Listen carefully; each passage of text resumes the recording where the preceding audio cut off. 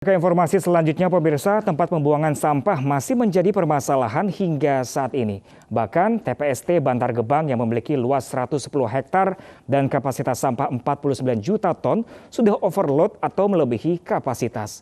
Maka harus dibawa kemanakah sampah-sampah Jakarta jika tempat pembuangan akhirnya telah penuh?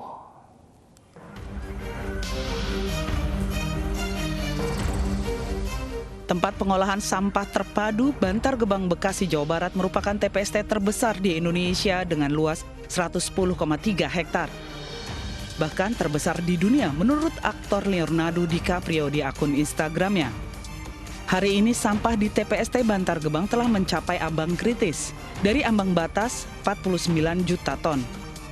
Volume sampah harian yang masuk ke Bantar Gebang dari warga Jakarta sudah tembus 7.500 ton. Meski sampah terlihat bak gunung, namun truk sampah masih terus berdatangan. Sedangkan setiap tahunnya peningkatan volume sampah terus terjadi, mulai tahun 2016 hingga 2019. Sedangkan tahun kemarin di tahun 2020 terjadi penurunan. Hampir setiap hari alat-alat berat bekerja hingga hampir 24 jam untuk menata gunungan sampah. Lebih dari 7.000 pemulung tetap mengais sampah hingga ke atas gunungan sampah tanpa memperdulikan risiko keselamatan kerja. Namun Pemprov DKI Jakarta memberikan jaminan kesehatan BPJS. Sudah hampir 10 tahun tidak ada penambahan perluasan lahan di TPST Bantar Gebang. Akankah ada kerjasama kembali dengan pemerintah Kota Bekasi untuk penambahan wilayah? Kita lagi evaluasi ya, kerjasama itu yang bulan Oktober kalau nggak salah habis ya. Kita ingin seperti 5 tahun yang lalu harus ada tempat pembuangan sampah terpadu yang menggunakan energi terbarukan, yaitu menjadi listrik atau menjadi bahan berikat batu bara ya, supaya mengurangi defisit. Kita lagi bersama sekarang membahas tentang perjanjian kerjasamanya. Kan itu setiap 5 tahun sekali dievaluasi.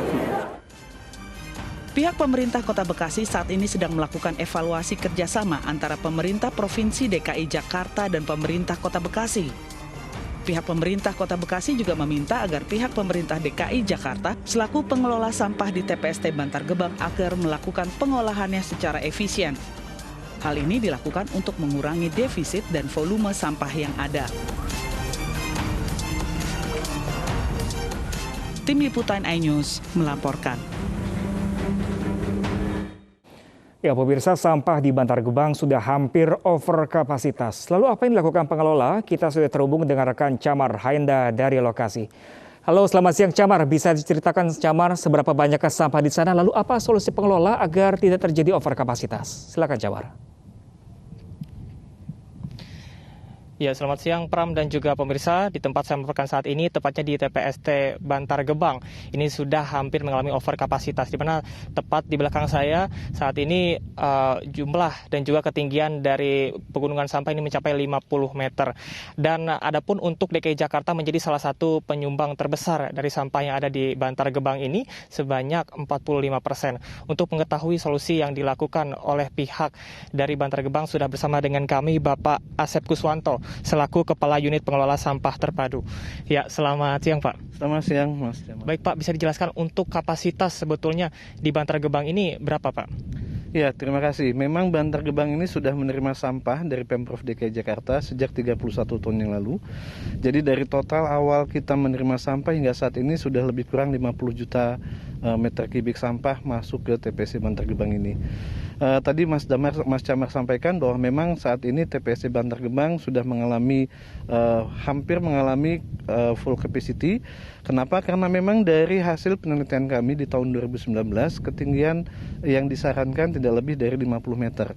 Sementara memang di TPST Bantar Gebang ini ketinggian gunungan sampah landfill itu sudah hampir mencapai 50 meter. Untuk solusi Pak pengolahan sampah yang dilakukan di Bantar Gebang ini apa saja Pak? Ya, memang kami di Bantar Gebang khususnya dan di Pemprov DKI Jakarta mempunyai solusi terhadap pengolahan sampah ini. Untuk TPST Bantar Gebang sendiri kami sudah melakukan landfill mining, yaitu mengolah sampah lama. Kami mining sampah lamanya, kemudian kami olah dan menjadi RDF. RDF adalah refuse derived fuel atau bahan bakar pengganti batu bara. Dan saat ini kami sudah bekerja sama dengan PT Holcim, PT SBI, yang dulunya sebagai produsen semen Holcim dan PT Indosemen yang menerima RDF dari hasil landfill mining TPS di Bantar Gebang. Oke, baik Pak. Untuk kerjasama dengan pemerintah Bekasi Pak, apakah nantinya akan ada penambahan lahan itu sebetulnya untuk apa Pak? Memang kami berencana tahun ini, 2 tahun ini dari tahun 2020 dan tahun ini 2021 kami melakukan penambahan lahan sebesar lebih kurang 7,5 hektar. Itu akan kami gunakan untuk membangun 2 fasilitas baru di TPS Bantar Gebang. Fasilitas tersebut adalah fasilitas yang dapat mengolah sampah lama yang saat ini kami sudah melakukan skalanya hanya 100 ton per hari, akan kami tingkatkan menjadi 1.000 ton sampah per hari yang kami olah dari sampah lama gunungan-gunungan sampah ini. Lalu fasilitas kedua adalah fasilitas yang dapat mengolah sampah baru. Itu pun kapasitasnya adalah 1.000 ton sampah per hari. Jadi sekitar 7.600 ton sampah yang masuk ke DKI Jakarta, kedepannya kami akan melakukan pengolahan. Jadi 1.000 ton sampahnya akan kami olah. Kedua fasilitas tersebut akan menjadi RDF. Oke, baik Pak. Tadi kami sempat melihat ke landfilling bahwasanya untuk pengolahan itu adalah sampah yang berusia 5 tahun. Lantas untuk sampah-sampah baru itu seperti apa Pak? Iya, betul. Saat ini kami memang sedang melakukan landfill mining untuk sampah-sampah yang ada pada zona, pada landfill yang usianya sudah di atas 5 tahun. Sementara dan untuk yang sampah-sampah baru, jumlahnya 7.500 itu memang kami lakukan beberapa pengolahan. Kami di sini juga ada fasilitas PLTSA, pembangkit listrik tenaga sampah, di mana kami mengolah sampah menjadi listrik. Di sini kami juga ada pembangkit listrik lainnya yang mengubah capture gas metan menjadi listrik juga. Lalu kami di sini ada pengolahan kompos, Mas.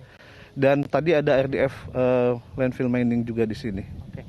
Baik, terima kasih Pak Asep atas waktunya. Iya, terima kasih. Baik, ya pemirsa, itu dia tadi pengolahan sampah yang dilakukan oleh pihak dari Bantar Gebang, kemudian juga Dinas Lingkungan Hidup nantinya juga akan terus berkoordinasi agar tidak terjadi overkapasitas di TPST ini. Adapun berdasarkan pematuran pemerintah nomor 81 tahun 2012 yang menyebutkan bahwasanya masyarakat juga perlu untuk memilah sampah dan juga mengurangi sampah, utamanya untuk sampah plastik yang sulit untuk diurai di lingkungan. Pram, kembali ke Anda di studio. Ya, terima kasih banyak Camar Hendal langsung dari Bantar Gebang, Bekasi, Jawa Barat. Terima kasih dan selamat bertugas kembali Camar.